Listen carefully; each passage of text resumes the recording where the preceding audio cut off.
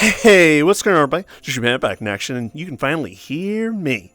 Unless you got YouTube on mute, in which case you should probably fix that, you dingus. But I would address in something far more appropriate and, dare I say, dignified. But the coat that was paired with the hat honestly kind of made me look like a dork, so I opted for just warmers and stockings only, plus the hat. My friends had a much more colorful reaction to all of this. Tujo, you traded looking like a dork for looking like a man whore. Ah, well, it's a neat costume either way, at least I'd like to think so. Nothing like getting dressed up for the occasion, and it's really the only day of the year it actually means anything. Guess that makes me Santa's little helper, and like Santa's little helper, I actually got to see Santa and all of his reindeer. Santa and his reindeer made an unexpected appearance at MFF just earlier this month, displayed here in real time at the Artist Alley. More on that in another video. Kind of a spontaneous thing and completely out of the blue, with Santa Claus himself wishing us all a Merry Christmas.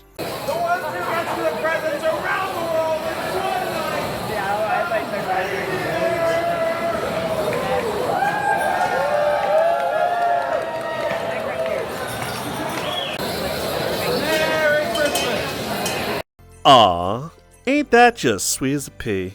All of Chicago is pretty well decorated with glimmering Christmas lights and decor, lighting up the night sky in contrastingly vibrant colors. It was a nice start to the month after Thanksgiving was over, not gonna lie. In any case, I know. I'm way behind on just about anything drama related. Games, VR chat, but let's forget about all of that for the moment, because I think I can spare just a little bit of time to at least talk about Christmas. How do you feel about Christmas? Do you like it? Love it? Hate it? Like with most things in life, let me guess. Most of you are probably like, meh. But maybe, just maybe, Christmas holds a special place in your heart, if for no other reason than a prevailing sense of nostalgia. Memories of your distant childhood giving you pause and preventing you from discounting the holiday outright in its entirety. Certainly holds a special place in my heart, else I wouldn't really be talking about right now. Christmas was always considered a magical time of the year, if for no other reason your childhood self subconsciously associating it with the spirit of receiving presents, whether from your parents or the rest of your family. Maybe. You probably didn't give a whole lot as a kid, because what kid could honestly afford that? Unless you got a weekly allowance or something like that, or maybe you had one of those kids' jobs like running a paper route. As you grew to adulthood, you quickly pick up on the fact that, in conjunction with Black Friday on the tail end of Thanksgiving, it's become somewhat commercialized and focused on spending money, where companies push out their best products in the hopes that you buy their shit. Even though these days, you'd probably just order all that ahead of time off Amazon. You probably never had to put something in layaway at your local department store or wrap your own presents. I remember glimpses of my distant past around this time of year, what it felt like, what it meant to me. So the strongest memories that I have growing up was waking up to a massive presents under the Christmas tree on Christmas Day. The excitement and anticipation I felt tearing into those festive wrapping papers with the ferocity of a wild, vicious animal. Like any other kid, honestly. And I'm honestly kind of thankful for that, because I grow up to not only find out from others or be told that not everyone was so fortunate to enjoy that kind of a luxury as a kid. But toys! Toys! And even more toys! I'm willing to bet the word toys has a very different connotation for some of y'all out there, but no, these were obviously kids' toys, the very best of what 90s toy manufacturers had to offer, whatever my parents could reasonably afford to spend at the time. Tonka toys, Hot Wheels cars, Legos, this weird neon green rock guitar that you could only really strum while sounding horribly out of tune, a remote control car courtesy of Fisher-Price. I got a lot of cars as a kid. I even got that weird home oven that was marketed as a mad scientist laboratory piece of tech, where you could melt down little plastic pellets into these weird gummy bugs. Do not eat, adult supervision only, because that crap will burn your ass. Hell, when I was even younger, I got one of those tiny battery-powered cars that only kids can drive, and got to ride around the neighborhood during the summer. It was modeled like a red off-road Jeep. If you remember that girl Nikki that I mentioned in the Halloween vid, I drove her around the block a couple times.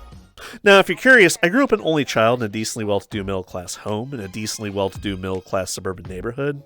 True middle class, I guess. My parents kept things stable enough growing up out in the burbs. And considering my birthday's the day after Christmas, I got double the presents. Though that obviously tapered off and shrank year after year as I grew up, and the expectation was I would gradually be weaned off the expectation of receiving so many presents to begin with, if any at all, by my teenage years to adulthood. Didn't bother me too much over the years because by that point I usually just received a little pot of money. Although the awkward timing of my birthday usually meant that I couldn't really celebrate it with my friends until January or February. So I'd just make some shit up and tell everyone my birthday was actually in January. Smart price to pay telling a little white lie to actually have a decent amount of turnout for a birthday party to even take place in the first place. Don't know too many parents that would actually bring out their kid the day after Christmas. Now, another aspect of Christmas was the expectation of waking up to a white Christmas.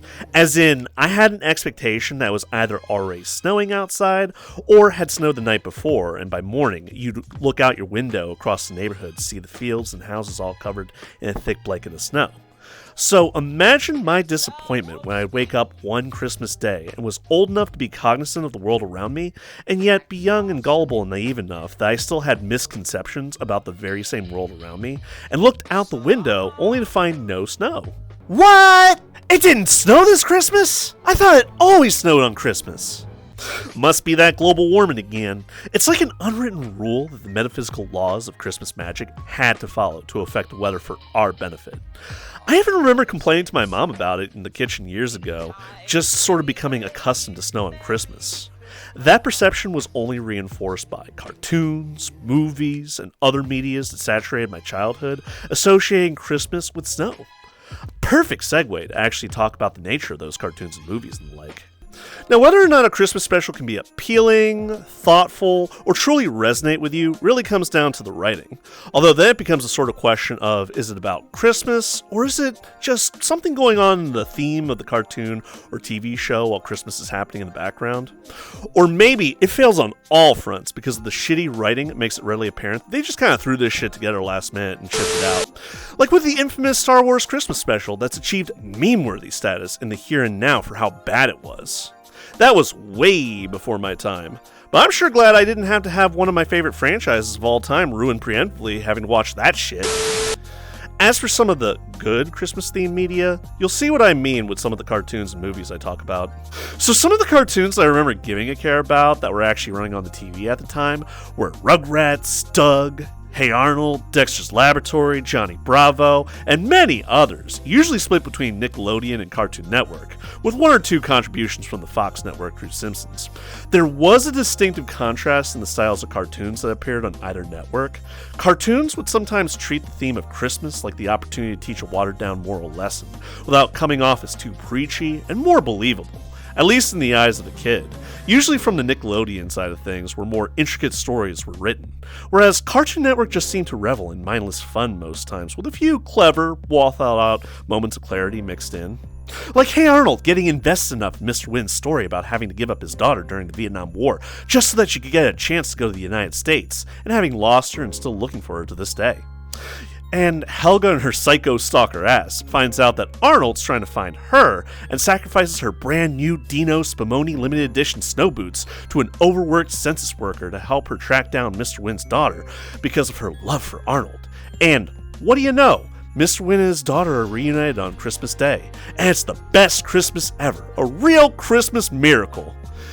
It works out because it's a kid's show, but real life seldom works like that, so just so you know. Rugrats focus more on Angelica being a greedy little shit and almost ruining Christmas for just about everyone after she exposes the mall Santa of being a faker after ripping off his beard and screaming about it. She doubts in the existence of Santa Claus, while the adults are all worried that Christmas this year is going to be a massive disappointment for the babies and Angelica. Angelica even has nightmares about it, dreaming that all the presents in her house on Christmas Day have nothing but coal in them, and a dark Santa laughs maniacally while dumping pounds and pounds of coal on her afterwards for being a greedy little shit. Though she does eventually end up getting her Cynthia Deluxe doll playhouse with just a little bit extra. She's confused when she finds a little bit of coal in the garage, a subtle reminder that she wasn't completely good or nice this Christmas. She got a hell of a lot more than she deserved, I tell you what. Dexter's Lab was kind of in the same vein as Rugrats insofar as one of the main characters expressing doubt as to the existence of Santa Claus even being real, and even manages to shave off his beard in front of his whole family, except it turns out that was in fact the real Santa Claus, and Dexter was just being a dick, as per usual. The episode ends as Dexter ponders about the point of Christmas, for Santa to answer that it's all about the presents right before the screen fades to black. How absolutely nihilistic. Now, a classic that was always played year after year was way before my time, and that was A Charlie Brown's Christmas Special, where it's the typical Christmas dilemma of an unlucky, wishy-washy kid making the best of the holidays, though I remember he couldn't even get a real Christmas tree. He got a tree branch that could barely stand on its own with just one ornament hanging on. Pathetic! I hope none of you all had to grow up with a childhood like that. I was an awkward kid growing up with a lot to learn about life, but I never experienced half the shit this kid seems to go through. Good fucking grief. Fairly Odd Parents saw the little Timmy making a wish that Christmas would never end. Though, don't think about this like Groundhog Day as the concept here. Magically, days would still elapse with everyone fully aware and cognizant of that it should be the next day now, but it would magically revert back to the 25th. Santa was scrambling to keep up with demand of new ideas for toys while people were running out of money, the cold reality of their plight starting to set in as the novelty of being off for so many days began to fade fast. Because stores weren't opening, the banks weren't opening, and everyone was still off from work. Santa finds out and resolves to give Timmy nothing but coal for the rest of his life for his short-sighted greed. And as to why the Fairly Odd Parents couldn't just change things back the way they were through a wish, they had to sort of defer to Christmas magic or some shit like that took precedent over their own.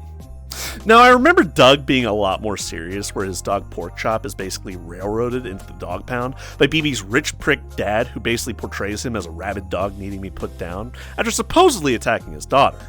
All while Doug tries to plead his case, rescue his dog through a more conventional sense, and in court, BB experiences the exact same thing that she experienced in the very beginning at a frozen-over pond where she nearly falls in through the ice, Porkchop saving her rich ass for a second time from drowning. And, well, his charges are magically dismissed and he's a free dog, and Christmas is saved, so a good ending. Now, I think my favorite of all cartoon Christmas specials was the animated series of Batman, where the Joker busts out of the fucking Arkham Asylum riding a goddamn rocket-propelled Christmas tree and manages to kidnap Commissioner Gordon, some police lady, and the Booker as his new adoptive family, the Awful Lawfuls. How creative. He takes over the television station to hold the three of them hostage. Batman's got till midnight to try to find them, or he blows up a train, terrorizes the city of Gotham, stages multiple ambushes on both Batman and Robin, tries to kill them at gunpoint with a gun turret, roboticized guns, bombs, and the like. Also, you can have a laugh at Batman's expense by giving him a Christmas present that just so happens to deliver a pie to his face. I just like how unimpressed Batman is here, just being all like, really? All that so you could pie me in the face? I mean, he is nuts after all. Don we now are gay apparel, fa la la la la la la la la la. Yeah, they made him listen to classic Christmas songs over and over and over again as part of his therapy, and it's not going well, as you can see. I remember on The Simpsons, one of the episodes saw Bart bragging about his patented wake-up-early technique of drinking 4 glasses of water, Lisa telling him he stole that from the Plains Indians who prepared to get up early in the morning for battle. So, Bart manages to wake up very early in the morning and goes down and opens his presents early, plays with a remote-control car that accidentally crashes into the fireplace or the tree and sets the Christmas tree on fire, and the whole thing just kind of melts together into a flat circle, and he pushes the whole thing outside to hide it under the snow. So the family wakes up to Bart crying like it was all stolen in a robbery, and the town of Springfield feeling so sorry for them that they donate them a stack of cash that they use to buy a car that they almost immediately lose to a frozen lake. It falls through the thin ice. Later, while talking about it on the news, Santa's little helper can't help but find the mound of plastic, and the whole town ends up hating the Simpsons family for exploiting their generosity, while Kent Brockman can't help but thank them for giving him the best news story he's ever covered. The episode ends with the whole town basically ransacking and stealing everything out of the Simpsons family household to make amends, basically explaining that they were tired of hating on them but need something in the way of recompense. So the Simpsons family comes together to enjoy one another's company and talk about the true meaning of Christmas, right before Marge snags a handkerchief or dish towel that the mob forgot to grab in the chaos ransacking their house, and they all end up fighting over this dirty-ass dish rag running from room to room throughout the house. Talk about the true meaning of Christmas, huh? Now, in terms of movies, there have been countless adaptations of A Christmas Carol about the follies of a miserly old man who famously shouts, "Bah humbug," in reaction to the ideals of Christmas, and is just comically self-centered and selfish. A real Scrooge McDuck, who is just really an incarnation of the Scrooge in this story. He's visited by spirits of Christmas past, present, and future to try to convince him to change his ways. And he does, because he has the ability to save Tiny Tim, the kid of one of his workers at the funeral home with a gimpy leg who just desperately needs medical care, or he'll die. Try that these days. Health insurance companies will laugh you right out of their office. Now, this simple premise has been parodied and reinvented and adapted countless times, sometimes fairly well, like when the Angry Video Game Nerd did it. All in all, I think I prefer Die Hard, which features John McClane, portrayed by Bruce Willis, setting out to take down an international European-led terrorizer, who just so happens to try and knock off the office building where he and his ex-wife just so happen to be spending Christmas together. The group manages to take everyone hostage, sets out to steal everything, negotiating with police to springboard his terrorizer piece of shit brother out of prison somewhere in Europe, and make off with the dough. But Bruce Willis said no. He's got Officer Carl Winslow from Family Matters on his side outside, giving him outside support, and saves the day by Christmas. Now, it's not technically a Christmas movie in the conventional sense, like It's a Wonderful Life or A Christmas Carol, but it features a standalone badass cop while he's fighting a bunch of high-stakes heisters and terrorizers on Christmas Eve.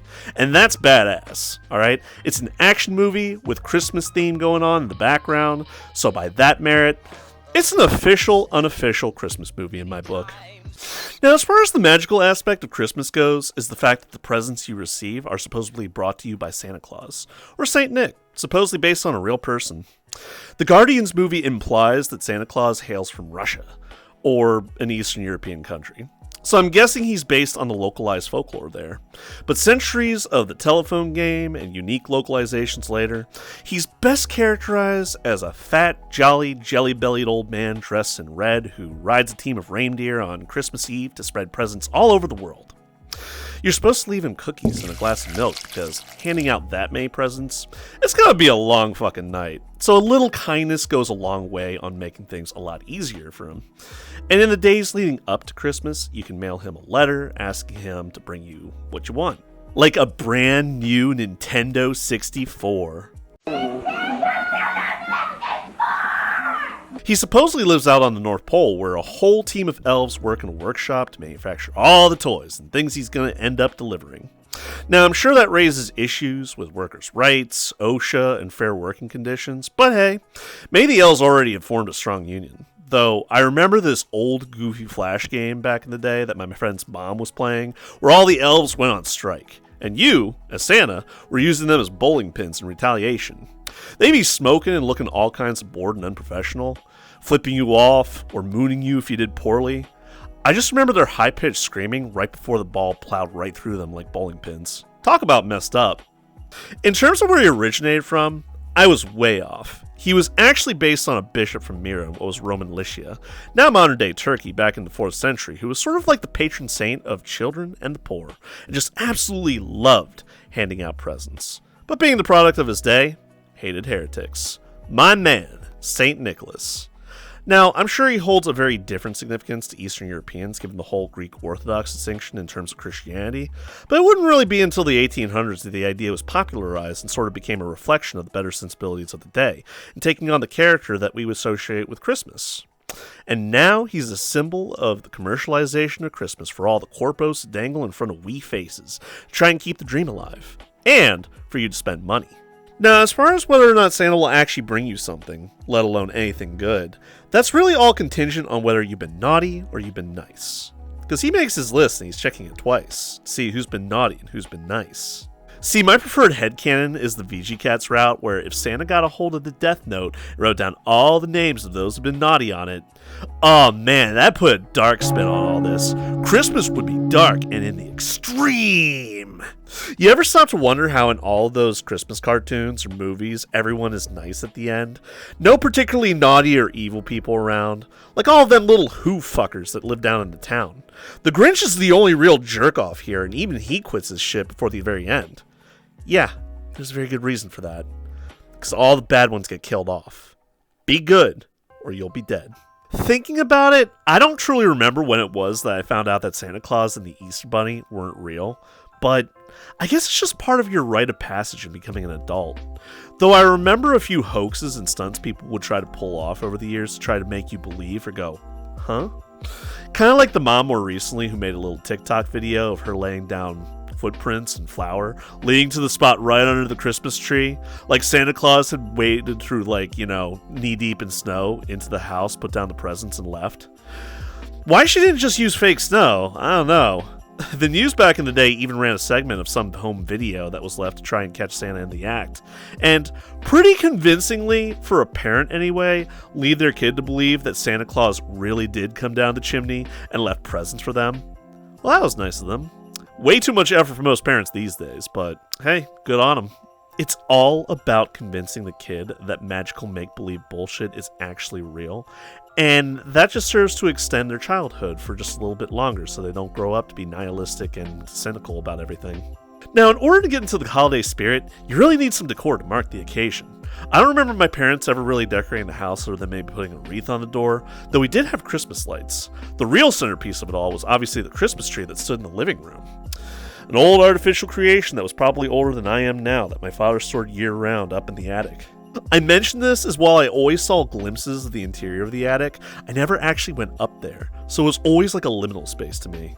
I say that because occasionally bugs would lay eggs somewhere up there, usually encased in mud that had since dried by the time we'd see it. My mother hates bugs, and while my dad would bring these down for me to look at and just kind of observe, my mother would shriek like a banshee and run right out of the room. In any case, it was kind of an ordeal to bring the tree down in its box, like an elongated casket from the heavens. And it was one of those fake artificial trees that you had to put together or take apart yourself. Its branches made out of wire with fake plasticky evergreen needles protruding out of it. I know I make it sound flimsy and cheap, but compared to the fake trees of today, it was actually fairly high quality. Just kind of time consuming putting it all together if you didn't know what you were doing. Now, the most exciting thing about it was decorating it, even though that was a chore on its own. Because my father had ornaments of all kinds from over the years long past. Basically glass orbs of all different colors that just kind of glimmer and glisten in the light, especially when you drape the Christmas lights on top and turned it on.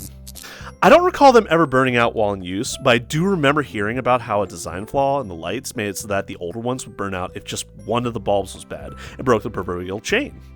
Now, arguably, the most important ornament was the star that you'd put on the very top of the tree, kind of like a crown, though it was presumably to mark the North Star, or the star that guided the 3 wise men to Bethlehem where Jesus was born. So, what'd you get him? Gold. Gold? I thought we agreed on a $5 limit here. Yeah, I just got him a crappy little bottle of myrrh. Hello, frankincense. You always do this. Okay, look. We'll put everything together and put all our names on it. No! That is so cheap. I mean, this guy is insane. No. You can't back up. Now, I never asked him where he got all of this, by the way, but if I had to guess, probably hand-me-downs from his parents, given how some of these ornaments were pretty fancy and clearly from a bygone era, or practically antiques by the time I got to see them. Now, different households treated Christmas a little differently, like how it's almost Thanksgiving 2.0 for all the fat fucks that didn't eat their fill when they pigged out back in November. As in, you'd have a Christmas dinner that looks something like Thanksgiving dinner to celebrate the occasion. My family was not one of those families, but sometimes I get treated to a little Cornish hen dolled up like it was a Thanksgiving turkey. By the way, I was so deprived as a kid that I was only allowed to have soda once per year, and that soda was a Coke, and I got to enjoy it either Christmas Eve or Christmas Day. Probably why I'm still in a relatively clean bill of health.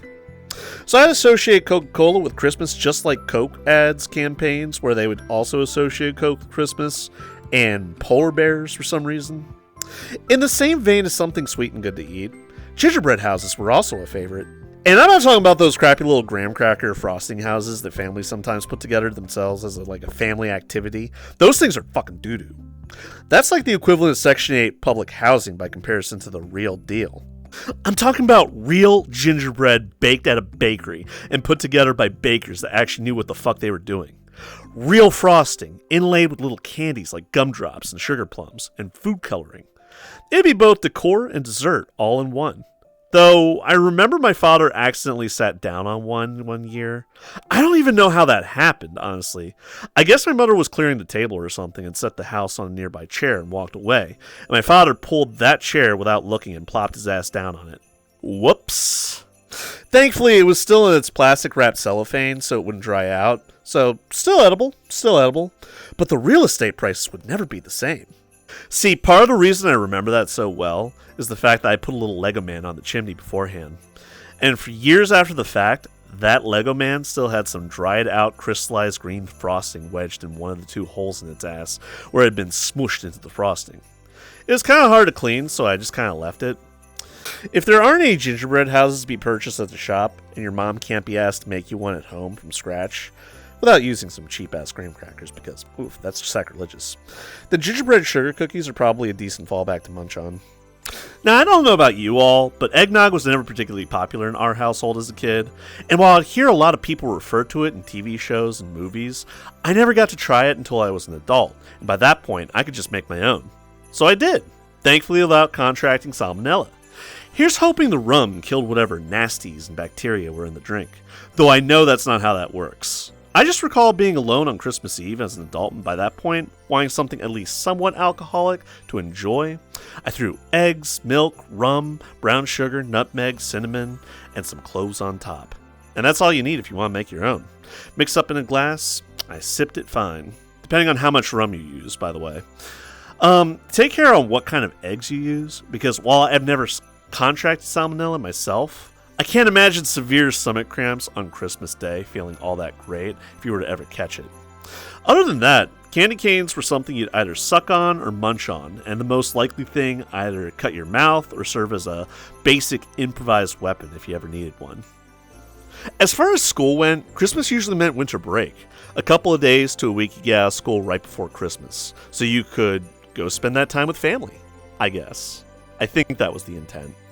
When I got a little older and ended up getting a Nintendo 64 of my own,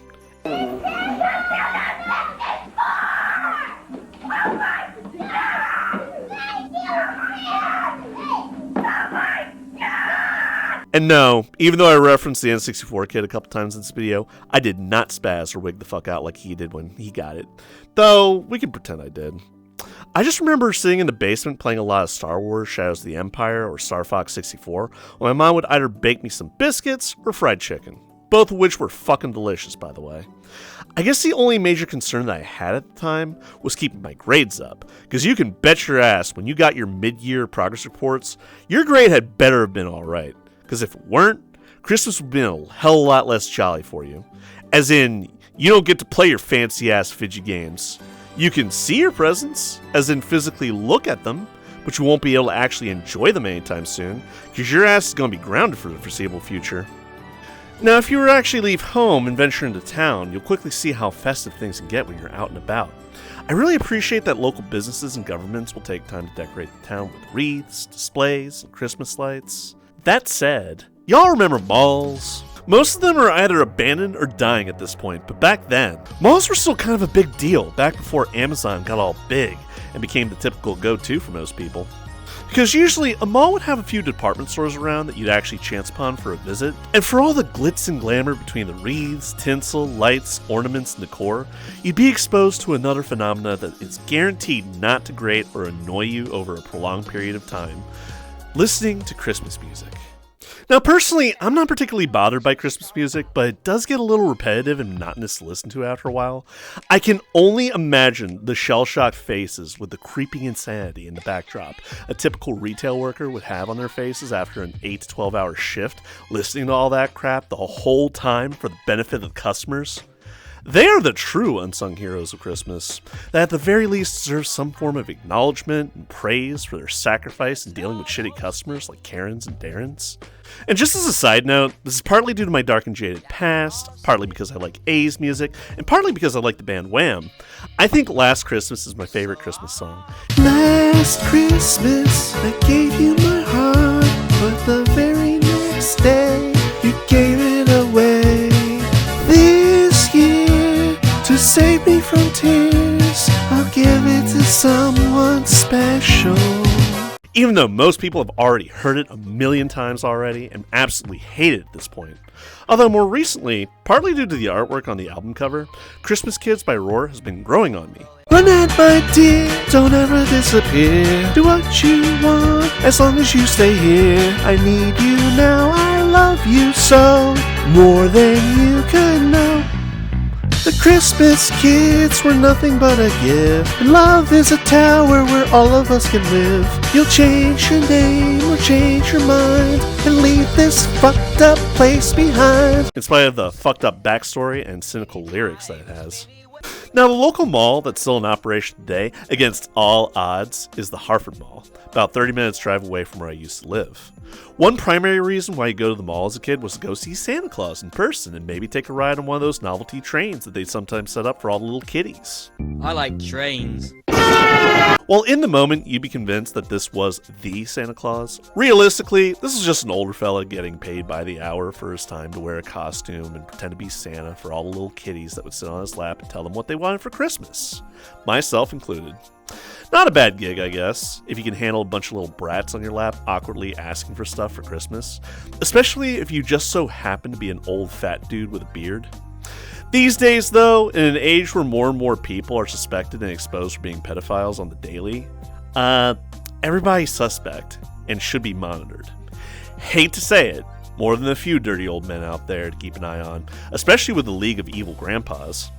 Who knows, maybe the local drunkard can remain just sober enough while buzzed to remain convincing for all concerned, and is just doing this for some beer money. I mean, hey, I don't judge. Aloud. Speaking of department stores and malls, the concept of layaway came from another place entirely. You ever heard of a place called a PX or maybe a commissary? It's more like a warehouse-esque looking Walmart that's oriented more towards military families by providing them some decent crap at a reduced price. Usually. Depends on what you want to buy, because sometimes it'll be an overinflated price. There was one out in Aberdeen where the road was lined with old World War II tanks on display that my mom would take me to, and once there, if you had your eye on a particular toy or a special gift for your mom or pop and didn't have the money to pay for it at the time, usually the store will hold on to the item for you, and you'd pay at a specified time, usually right around Christmas. It's no loss to the store because if the customer don't have the money to pay or keep up with the payments by the time the customer's supposed to pay, then they just put that shit right back in inventory. I've heard stories about how low-income areas, like in New York, having their layaway fees paid off entirely by Christmas Eve in the lead up to Christmas by some mysterious benefactor as an incredibly generous gesture of goodwill. But in an age of credit cards and Amazon and the like, I don't know too many retailers that would do that whole layaway thing anymore. Maybe Kohl's or Marshall's or something like that. Maybe.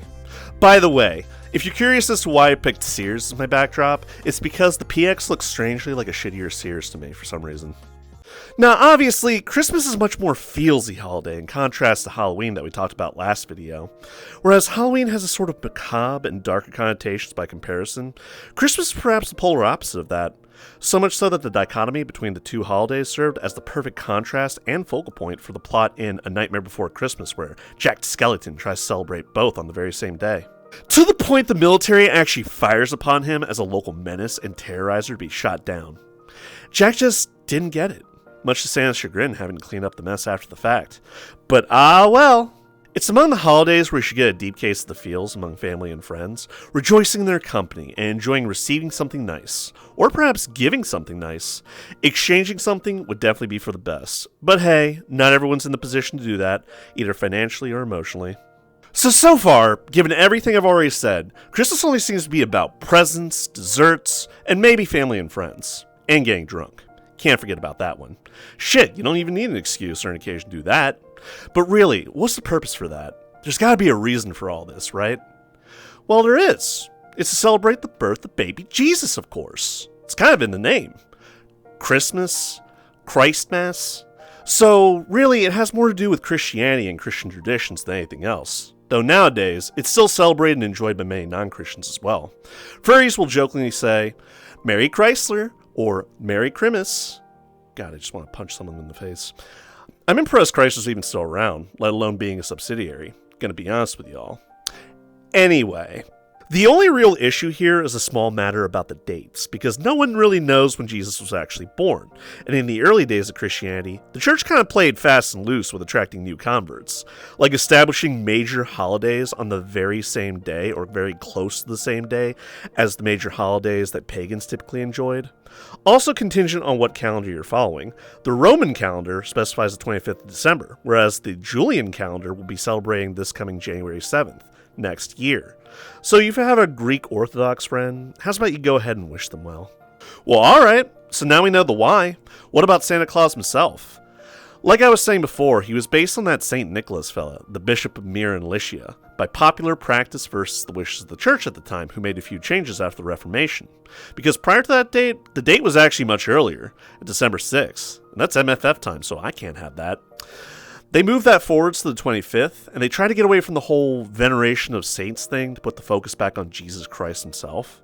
So it was suggested by Martin Luther, no less, that it was really Jesus Christ being the bearer of presents. But that don't make no sense. We're celebrating his birthday. How can a baby bring presents? Unless he popped out of the womb going goo goo gaga, give presents, and just magically had them with him. So popular convention amongst the people still held that St. Nicholas, the bishop, being the bearer of the presents. During the Renaissance, especially in England, the ideals of Father Christmas came about, where the themes of the holiday were incarnated into a sort of character as a living embodiment of Christmas. It wasn't really until the Victorian era in the 1800s here and across the pond, through a sort of New Age revival, that the character Santa Claus was first conceived, being a character that writers of the day would describe in poems and stories as the center of the holiday. It was through their writings that he took on something resembling his present-day appearance, gradually changing over the decades through a combination of creative license and evolution as a character. Sort of like how he's originally described as an elf to explain the supernatural aspects of Christmas magic, to gradually changing to be a fat, heavy-set human that wore red that just so happens to have that good old-fashioned Christmas magic. The traits that would come together to describe aspects of his mode of character and things associated with him, like riding around in a sleigh being pulled by magical reindeer, came from a combination of different writers and sources who all likely took inspirations from myths, legends, and folklore of their respective heritages, from English to Dutch to German. The recurrent theme is that he was a kindly, jolly old man with a big white beard, usually round or chubby, and distributed gifts to the children. The present-day form that you're all probably familiar with takes inspiration from these earlier portrayals, but was more of a focal character for like stories, except maybe in movies and cartoons and shit like that, and more of a commercialized icon being used for advertising around Christmas time for stores, brands, and even charity work. So really, it was thanks to my parents and my upbringing that I even got to enjoy Christmas as a kid, year after year, all the way through to adulthood. The level of care that went into marking the occasion by decorating the house, providing unique festive foods, and all the presents went a long way to reinforce the significance of the event in my mind. And while its impact is far less significant now that I'm all grown up, I can take solace in that fact and look back fondly on all the memories that led up to here and now. Sure, movies and cartoons can offer you glimpses about what Christmas is supposed to be all about, but in celebrating Jesus Christ's birth and marking the occasion with such festivities and good cheer, coupled with being given all of these wonderful presents, well, all I can say now is thank you. Thank you, Mom and Dad, for giving me a decent enough childhood to look back on and revel in all of the wonderful memories you provided me, Christmas being one of them. And to those that still hold a meaningful presence in my life, I thank each and every one of you for remaining by my side, even now in these dark and tumultuous times. I guess the real presents here were all the friends I made along the way. Nah, fuck that. I want my damn presents. Wherever you happen to be in life, whatever circumstances have led you up to this point, I hope you could take a moment for yourself, had a nice drink, had a nice meal, either enjoyed your time alone or spent it with family or friends. Hopefully someone special gave you a present for you to enjoy, or remembered to text or call you, or at the very least, wish you a Merry Christmas over Discord or Telegram. As for me, I've had my Christmas Coke, 2 of them in fact, a decent meal, some alcohol-laced eggnog. Work really came through for me in giving me the day off on Christmas Eve, though it didn't really afford me a hell of a lot of time to work on all this. But hey, a day, the day, is still a day. I'm simultaneously grateful and kind of surprised actually. To you all, I'd like to cordially wish you all a Merry Christmas this year.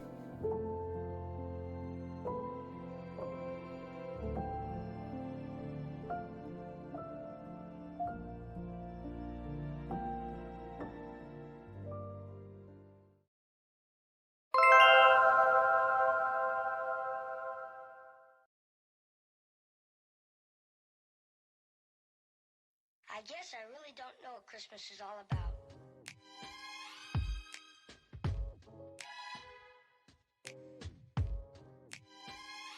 Isn't there anyone who knows what Christmas is all about?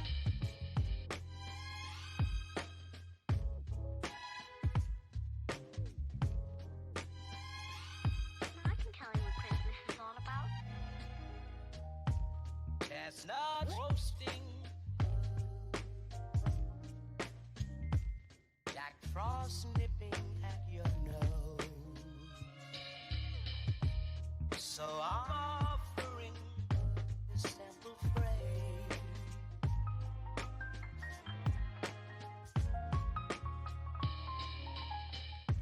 Although it's been said many times, many ways, Merry Christmas to you.